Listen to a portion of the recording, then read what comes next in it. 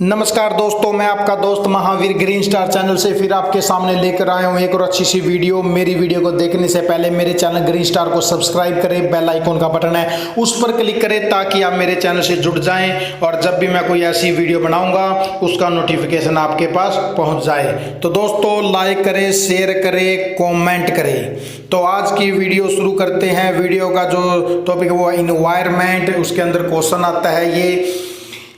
ये जो क्वेश्चन है जो आज मेरी वीडियो के अंदर देखोगे, ये BA, BSc, BCom, BBA, BCA सभी क्लास के अंदर ये क्वेश्चन आता है। वेरी वेरी इंपॉर्टेंट क्वेश्चन है। तो दोस्तों, कहीं मत जाइएगा, वीडियो जरूर देखिएगा, ज़्यादा से ज़्यादा शेयर करिएगा। तो शुरू करते हैं आज की वीडियो। तो वायु प्रदूषण के दुष्प्रभावों का वर्णन कीजिए। नेक्स्ट क्वेश्चन है, सबसे पहले आता है मानव पर प्रभाव कि वाहनों से निकला शीशा गुर्दे, लीवर, प्रजनन प्रणाली, रक्त बनने की प्रक्रिया को हानि पहुंचाता है। इससे हड्डियां भी गलती है और बच्चों में मस्तिष्क विकार भी पैदा होता है। बेंजीन व फॉर्मेल्डिहाइड से रक्त का कैंसर हो जाता है। नाइट्रोजन ऑक्साइड की उचित सांद्रता फेफड़ों को नुकसान पहुंचाती है। सीपीएम अर्थात सूक्ष्म कणिकाएं फेफड़ों रक्त में घुसकर दमा और दिल की बीमारियां पैदा करती है। सल्फर डाइऑक्साइड कोमल ऊतकों द्वारा अवशोषित की जाती है, जिसके कारण आँख, कान, नाक, गला प्रभावित होते हैं। कार्बन मोनोऑक्साइड होमोग्लोबिन से मिलकर ऑक्सीजन परिवहन में रुकावट डालता है। इससे शरीर में हाइपोक्सिया हो जाता है, जिससे सिरदर्द, थकावट पैदा हो जाती है। सड़कों से उठी धूल, मिट्टी, धुएं के कारण सूखी आंखें नामक नई बीमारी का पता चला है, ड्राई आई। इसमें आंखों में जलन और पुतली का लाल होना जैसी तकलीफें पाई जाती हैं।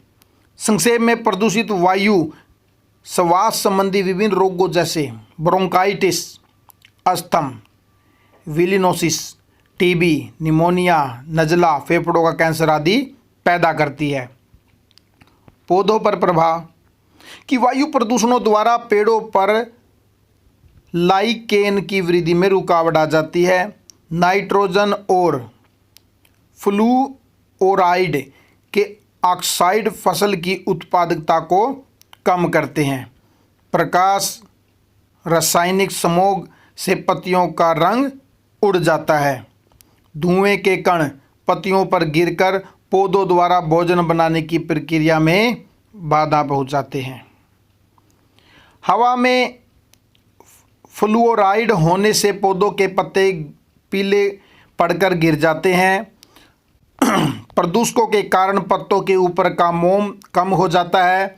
इससे पौधे पानी का अधिक वाष्पीकरण करके बीमारियों और सूखे की स्थिति पैदा कर देते हैं। ओजोन की 0.0 ppm मात्रा पत्तों की हरी कोशिकाओं को जगह जगह पर सुखा देती है। पेन नामक गैस पौधों में भोजन बनने की प्रक्रिया, श्वास तंत्र, एंजाइम तंत्र को नुकसान पहुंचाती है। आगे है मौसम व जलवायु पर प्रभाव कि प्रकाश रासायनिक समूह के कारण से ओजोन की परत छिद रही है। इससे पृथ्वी पर पराबैंगनी किरणों का विकिरण बढ़ रहा है। पराबैंगनी किरणें त्वचा के कैंसर पर उत्परिवर्तन को उत्पन्न करती है। वनों के नष्ट होने और जीवाश्मी ईंधन के अत्यधिक दहन से वायुमंडल में कार्बन डाइऑक्साइड की मात्रा बढ़ जाती है। इसी के प्रभाव से हरित गृह प्रभाव के माध्यम से पृथ्वी का तापमान बढ़ रहा है।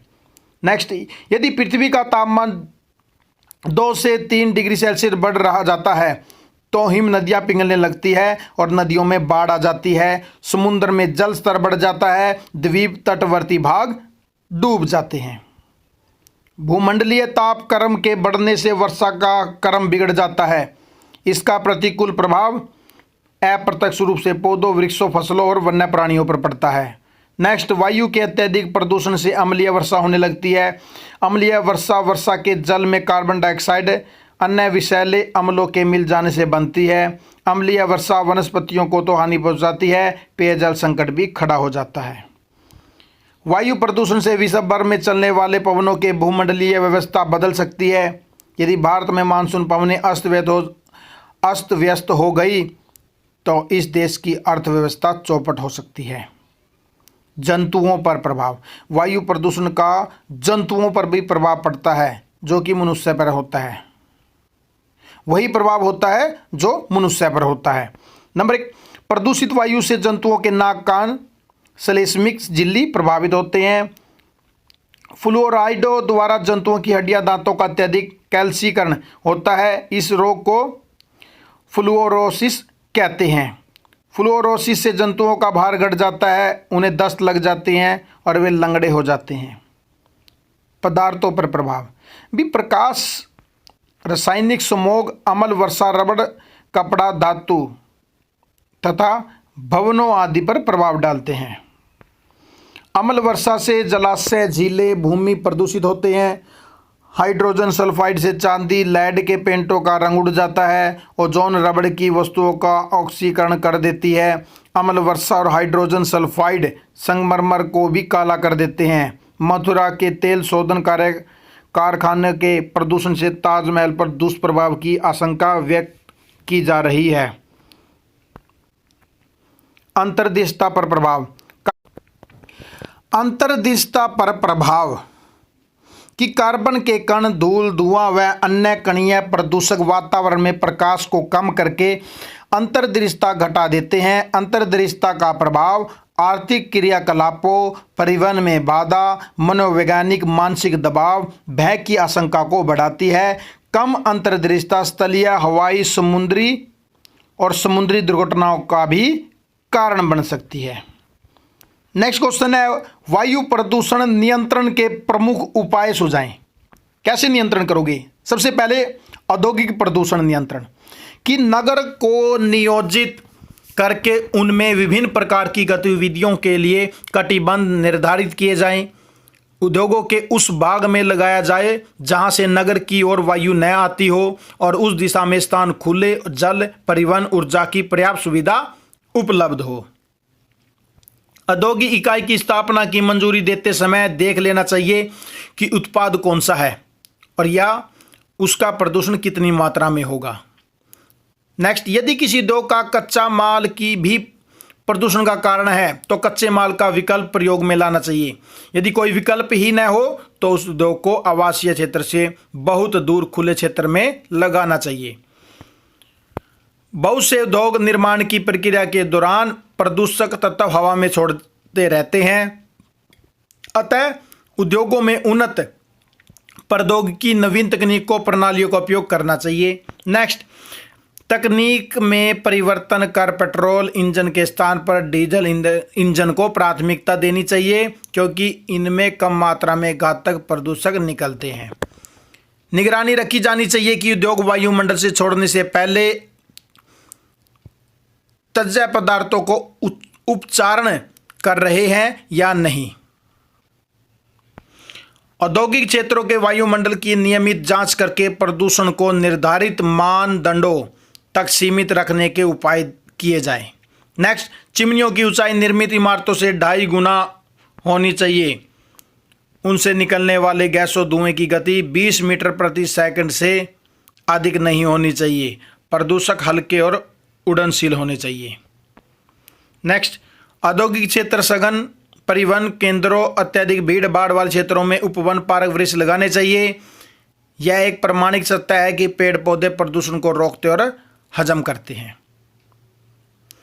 उद्योगों द्वारा उत्पादित कणिकीय पर संकरबज, प्रेसिपिटेट्स, फिल्टर्स आदि द्वारा नियंत्रण किया जाना चाहिए। अब आता है वाहन प्रदूषण नियंत्रण कि विद्युत चालित, बैटरी चालित, सोलर चालित, स्वचालित वाहनों का आविष्कार किया जाए। केवल प्रदूषण नियंत्रण की समूची प्रणाली रखने वाले वाहनों को ही पंजीकृत किया जाए। पुराने वाहन सबसे ज़्यादा प्रदूषण फैलाते हैं, अतः एक निश्चित अवधि के बाद प्रत्येक वाहन को पुराना मानकर उनके चलन पर प्रतिबंध लगा देना चाहिए। वाहनों को शीशा रहित पेट्रोल उपलब्ध कराया जाए। उनसे विसर्जित धुएं में प्रदूषण के स्तर की नियमित जांच होनी चाहिए। वाहनों का उचित रखरखाव प्रदूषण रोकने में मदद करता है। रेडियो, टीवी, अखबारों के माध्यम से वाहन चालकों को इंजन की फाइन ट्यूनिंग क्लच का आवश्यकता अनुसार प्रयोग और वाहन रोकने पर उसे बंद करने जैसी सामान्य बातों का महत्व समझाया जाए। मार्गों को इस प्रकार बनाया जाए कि कम से कम ब्रेक लगे और जाम तो बिल्कुल ना लगे।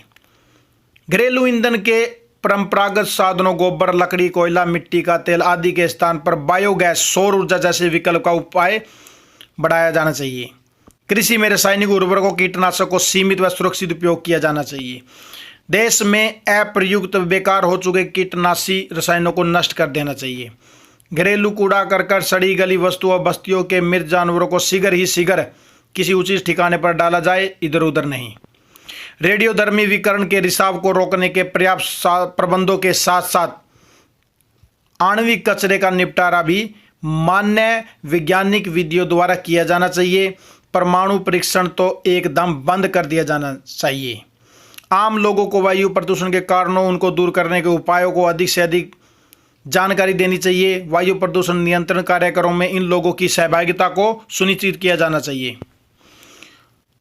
औद्योगिक दुर्घटना को रोकने के लिए पूरे देश में समुचित व्यवस्था होनी चाहिए। सघन जनसंख्या वाले इलाकों में ज्वलनशील रसायनों के भंडार पर रोक लगानी चाहिए। तो दोस्तों, आज का क्वेश्चन यही समाप्त होता है। तो मुझे आशा है कि आपको ये क्वेश्चन समझ आ गया होगा।